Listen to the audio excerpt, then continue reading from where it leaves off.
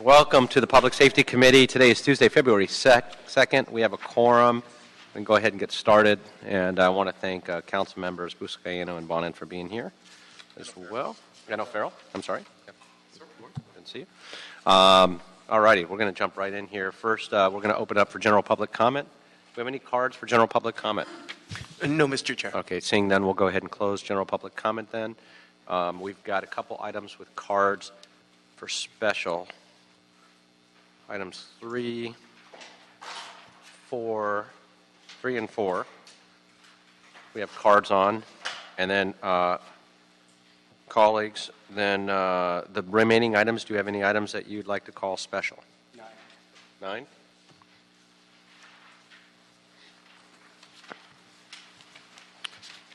And go, Mitch? Seeing none? Okay, then the remaining will hold 9, 3, and 4, 9 on the desk, and the remaining items we'll put on the consent agenda. And for items 8, 9, 10, 11, 12, 13, and 14, those are all receive and file. 1, 2, 5, 6, and 7 are to approve the various grant donations and the graffiti award. And we'll go ahead and take a vote on all those items. Move approval. Approve. Second. Okay. Seeing no Mr. objection. Chair, we do have a technical correction requested by the CEO for item number 1. And can I read that into the record? Yes, please.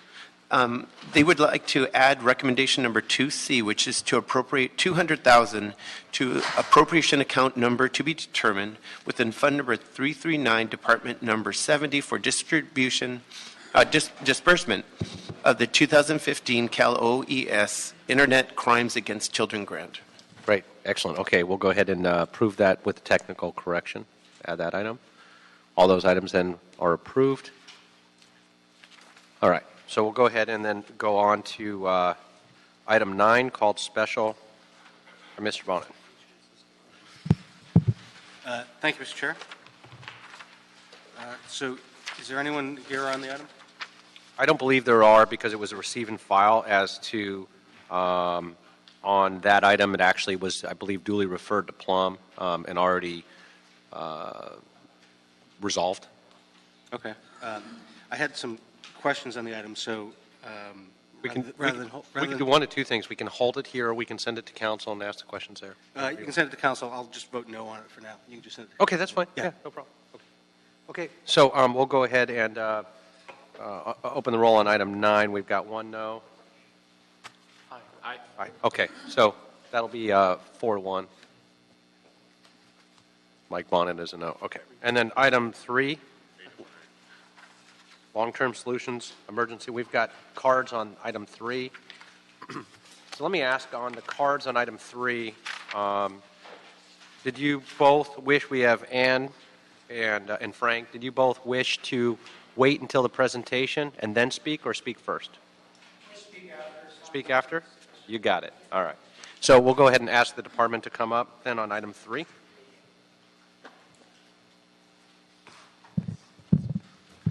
Darrell, good morning. Chief. Morning.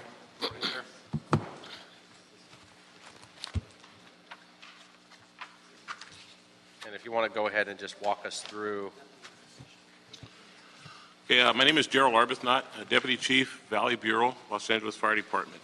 Just give you an overview on the item 3 and 4, both dealing with reducing response times in Fire Station 91's district, which is in Sylmar. We've looked at this problem pretty thorough over the last few months, and we've got a plan to address them. But let me give you the first phase of the plan was to have an immediate resource up there that could respond and reduce those response times. The district of Fire Station 91's is equivalent to the size of Burbank, and it has 1 fire engine and 1 paramedic ambulance. Some of the rounding stations, we lost a few resources back in 2011, so we're seeing the impact of that. There was a plan some years back when they were building all the homes up there to build a fire station that was going to be staffed and filled out by the fire department. Housing market took a crash. That fire station concept got abandoned. So we're still stuck with a fire station. Fire Station 91 is very small in size. Matter of fact, The current size of the fire truck and the ambulance combined together do not fit inside the fire station. They actually have to park the ambulance outside. Earlier, mid last year, we had a few incidents that kind of prompted us to revisit how we were responding up there, keeping our response times down. We're unable to really come up with a game plan other than the following. So our short-term plan was and is we've implemented a new resource, a fast response vehicle, which we call FR401. That vehicle does not do transport. It has a paramedic and a firefighter assigned to it, EMT assigned to it, and we have it actually roving. It's a mobile unit that stays in the northeast corner of Sylmar, close to the Mission College area, where it cuts down that response time. In addition, it also reduces or provides a consistent resource in the district because it doesn't do transports. Just some of the stats from that are that resource, FR401's been in operation for a total of 15 weeks. It's responded to 277 calls. Of those 277 calls, 202 of them, that resource was on scene first. The average response time for that one resource is 4 minutes and 7 seconds.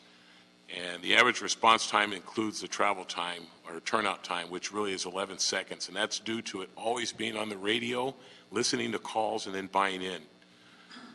If we were to split those calls out, 183 or 68% of the calls are basic life support calls. The other 87 calls, or 32%, are advanced life support calls. In addition to it being an EMS resource, it also has the capability of responding to various types of suppression-based fires, like rubbish fires, auto fires. So of those, it responded to 4 structure fires, 8 grass fires, 4 rubbish fires, and 2 auto fires. I can't tell you enough, this is a real innovative resource that the fire department's looking at. We're looking at other options to address different problems in different ways. We have that nurse practitioner response unit that's also been put into play that handles a different segment of the population that we need to address. This 401 is, like I said, the short-term fix. It was never intended to replace any engine companies. It doesn't have the full capability. The mid-term plan is we met with Mission College. They have a 1.5 acre lot on Hubbard that we might be able to procure to put bungalows for a temporary facility where we can put a fire engine and an ambulance there. That's in addition to Engine 91, Rescue 91, which would suffice addressing the needs in the northeast part of that district.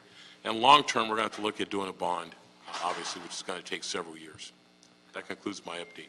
No, I appreciate that, Chief. And I mean, in addition to that, we also have from that sort of area regionally that we do service another city too, San Yes. Fernando.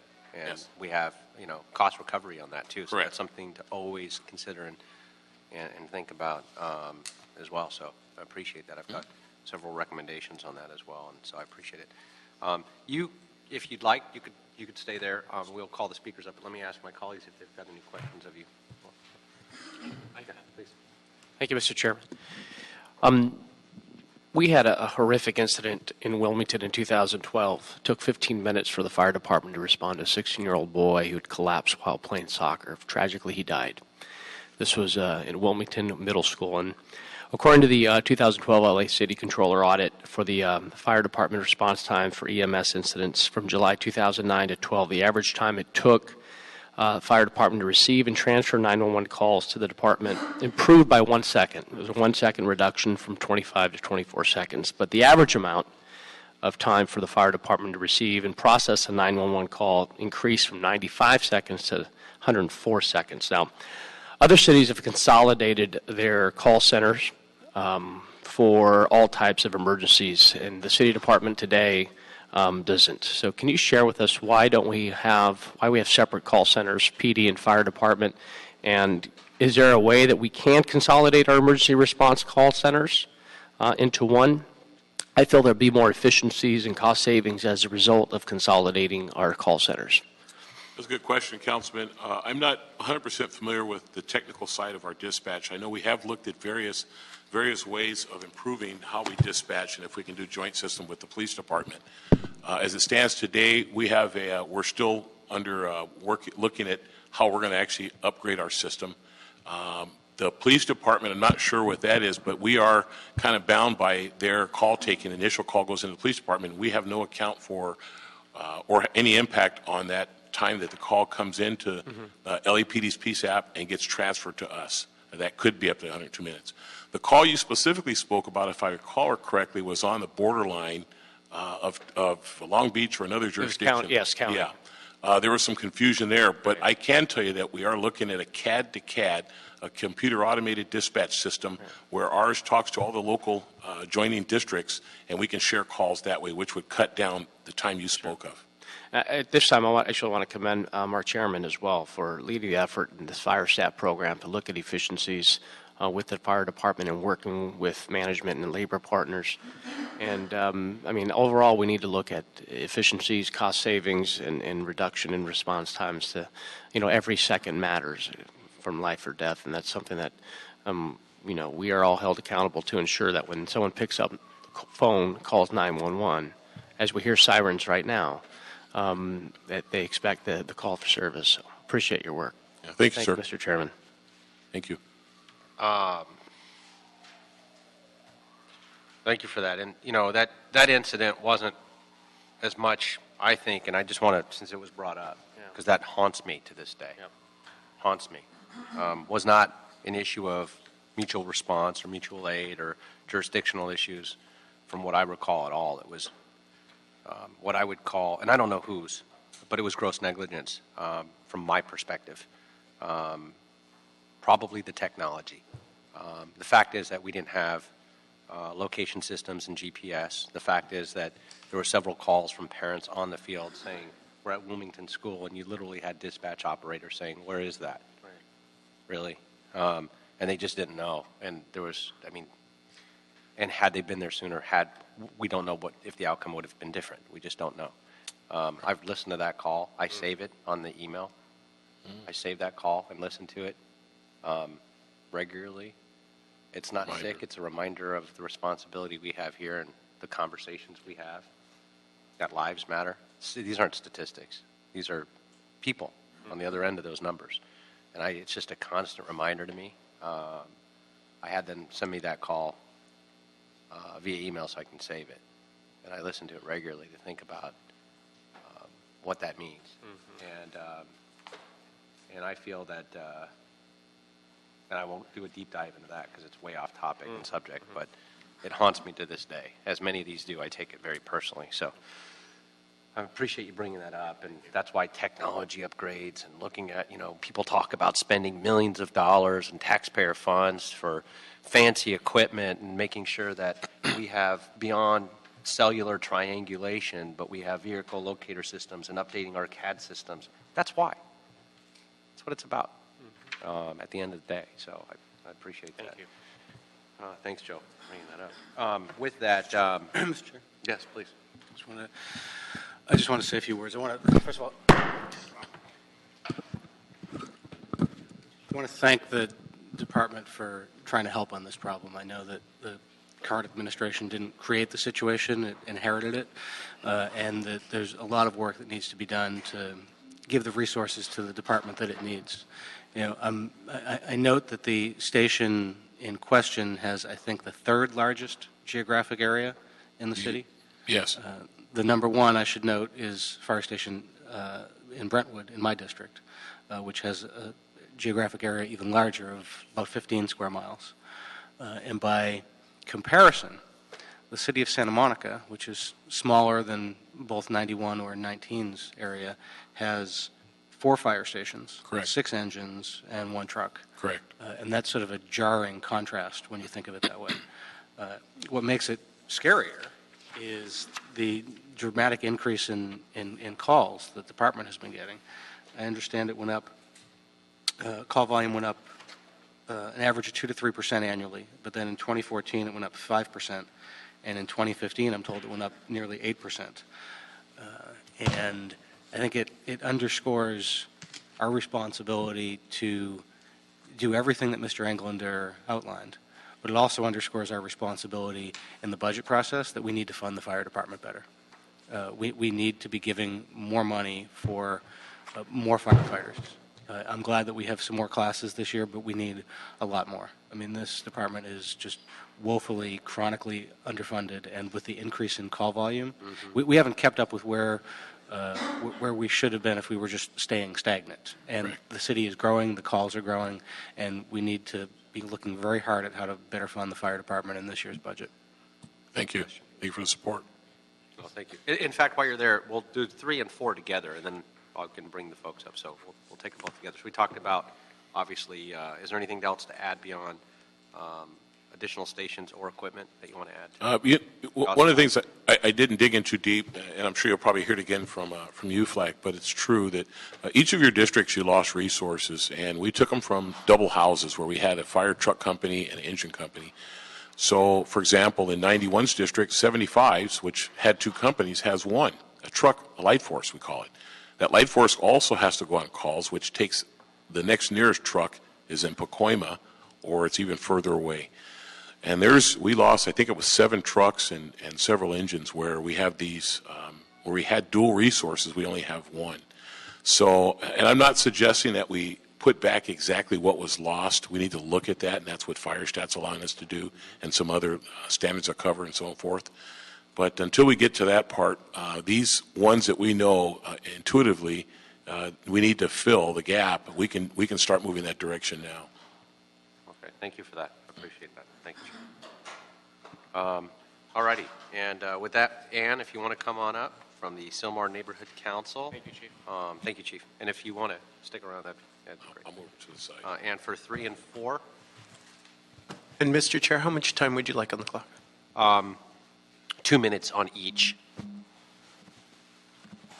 Ann? Yeah, come on up.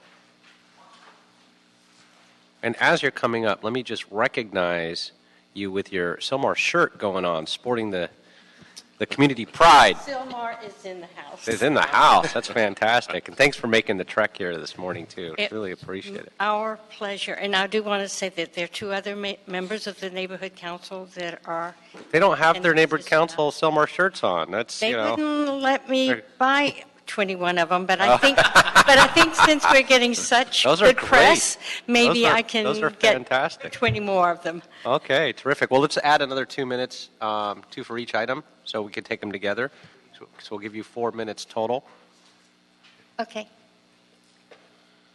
4 minutes. You got it. thank you. You're welcome. My name is Ann Job. I'm the president of the Sylmar Neighborhood Council, and I'm speaking for the Sylmar Neighborhood Council today. The Sylmar Neighborhood Council filed a community impact statement on both of these council files. I think we're putting them together now, Yes, right? yes. Our board is proud to have partnered with our council member Fuentes on this critical issue and the need for more fire services in Sylmar. We stand in support of council member Fuentes' work on our behalf on this issue. For years, our community has advocated for more resources. We are encouraged that now there is movement on this issue. We are confident that everyone knows that the need is real and are convinced that this deficiency will be addressed. I have to say I take heart in what I've heard today, both from Chief Arbuthnot and from this from this committee, and certainly from the Chair Englander in his passionate statement about listening to that tape and how that informs what is going to take place going forward. And I take great comfort in hearing that. So what's really encouraging is that I'm not hearing anybody say this isn't a need. It seems like it is a realized need on everyone's part. So now we'll be talking about the time it gets for it to get done. And I'm here to make an ask. And my ask is for long-term 2 additional fire stations. Certainly one of them needs to be above the 210. I think that's pretty well acknowledged. And the other ask would be for the rapid response vehicle that we have, that we be able to keep it, that it not just be a pilot project, but that it is certainly filling a vacancy, a void, a hole that exists now and will exist until we do get the additional fire stations. So I want to thank you all. We're very pleased that Mission College is participating with us. We've partnered with them on this issue as well.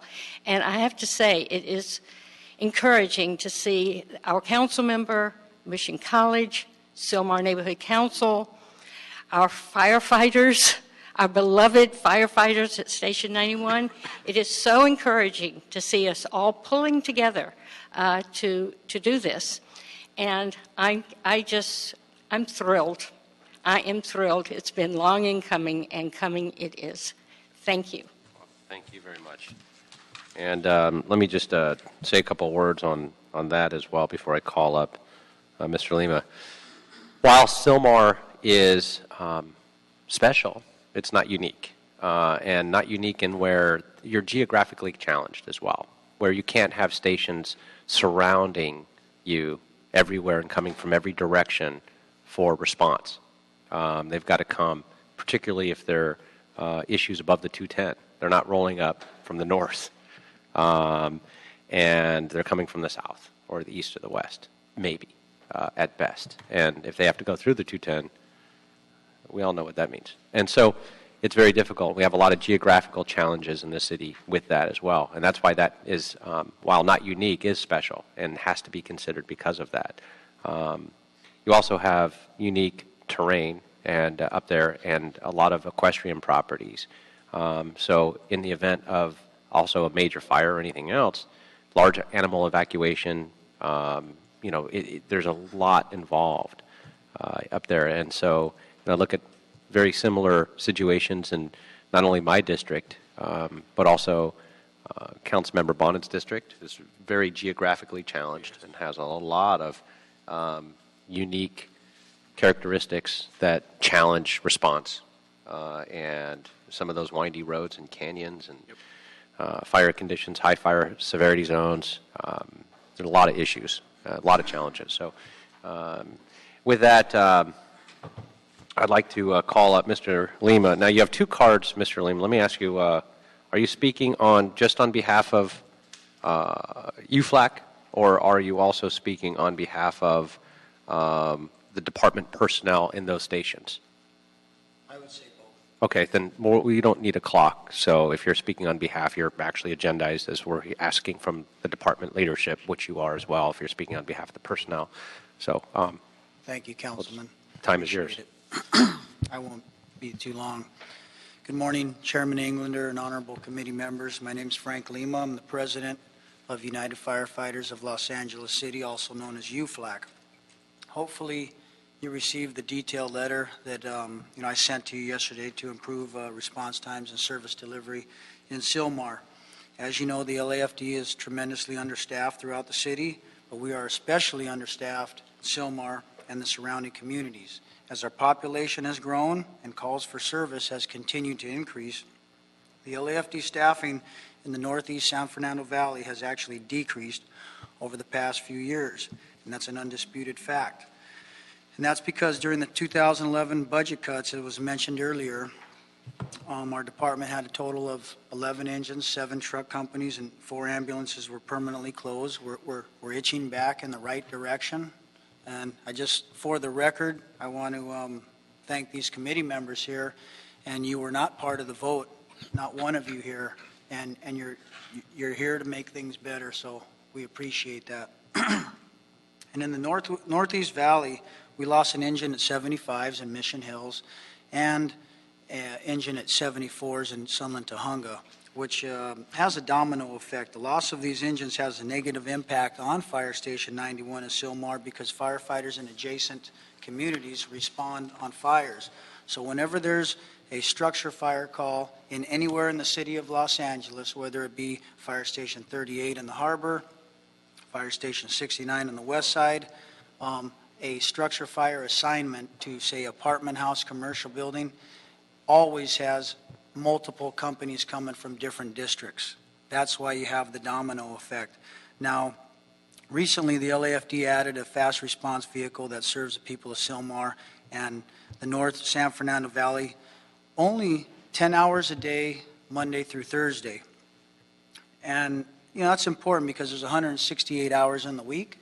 And just, you know, you kind of cross your fingers if you're in Sylmar that if, you know, my wife gets into an accident, I hope it's Monday through Thursday during these 10 hours. In regards to, I need to stress that the fast response vehicle, although it's in a pilot program and UFLAC's, you know, tentatively supporting this initiative, and it has helped, but it's kind of like putting a Band-Aid on a gunshot wound. You're eventually going to need surgery and some deep overhaul, but that's really all it's doing right now. Can't transport patients, has limited ability to effectively fight fires, especially if on scene first, and does not carry any type of jaws of life on it whatsoever in that area. Now, to truly measure response times, there's a national standard, 1710 we call it, and generally the department always looks at who was first on scene and let's check a box. In other words, we might have a chief on scene, a fast response vehicle on scene, but we're there on scene. The national standard is to measure the entire assignment that's coming in, and that should be there within 8 minutes 90% of the time.